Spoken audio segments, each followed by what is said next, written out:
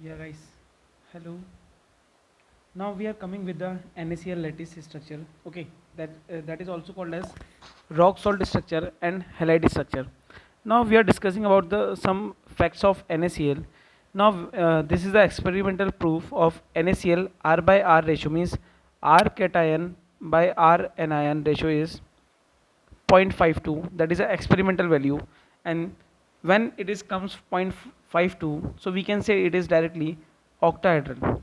It is having a octahedral void. Okay, now if you are able to see that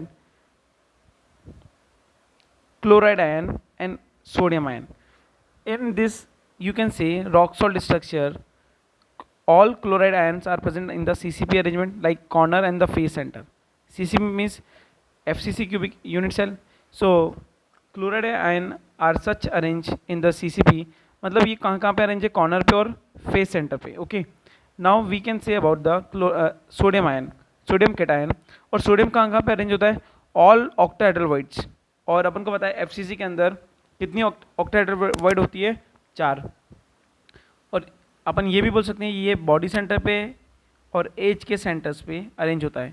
तो अपन इसके आधार पे इसको बोल सकते हैं नंबर ऑफ क्लोराइड आयन कितने हो गए इसके पास, अपने पास number of chloride ion 8 corner पे, एक कॉर्नर का शेयरिंग 1/8 एंड 6 फेस सेंटर पे, एक फेस का sharing 1/2.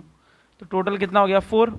And number of chloride ion कितने हो गए सर, एक बॉडी के सेंटर पे और 4 एज के 12 एज के सेंटर पे. और एज का कंट्रीब्यूशन कितना होता है 1/4 और बॉडी सेंटर का 1. तो अपन बोल सकते हैं नंबर ऑफ क्लोराइड कैटायन कितने हो गए 4 पर यूनिट सेल. तो इसका फॉर्मूला क्या है, NaCl. आना तो चाहिए Na4Cl4. अपन ने 4 कॉमन ले लिया, तो जो नॉर्मलाइज फॉर्मूला आया वो क्या है NaCl. तो अपन बोल सकते हैं इसका Z वैल्यू 4 है. मीन्स यहाँ पे Z वैल्यू 4 का मतलब है number of formulas unit, number of formula units per unit cell. मतलब कितने फॉर्मूले यूनिट्स हैं एक यूनिट सेल के अंदर. तो अपन बोल सकते हैं 4 यूनिट्स हैं. ठीक है, NaCl की 4 यूनिट है. तो इसकी जो एज लेंथ की बात करते हैं वो अपन बात करते हैं A = 2 R of radius of cation plus radius of anion. This is called as the age length of NaCl.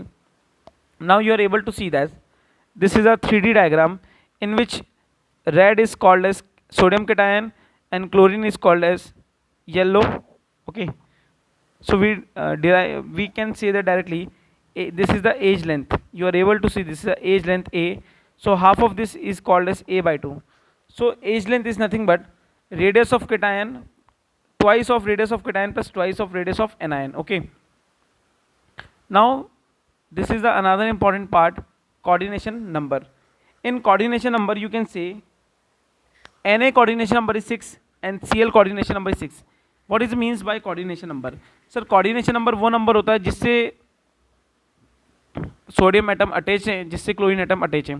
तो जो नियरेस्ट सोडियम एटम अटैच है वो 6 एटम से अटैच है. जैसे अपन बात कर सकते हैं ये red one is the this red one is called as sodium. Okay, so यहाँ पे अपन बोल सकते हैं ये सोडियम 1 Cl 2 Cl 3 4 5 6 क्लोराइड से अटैच है.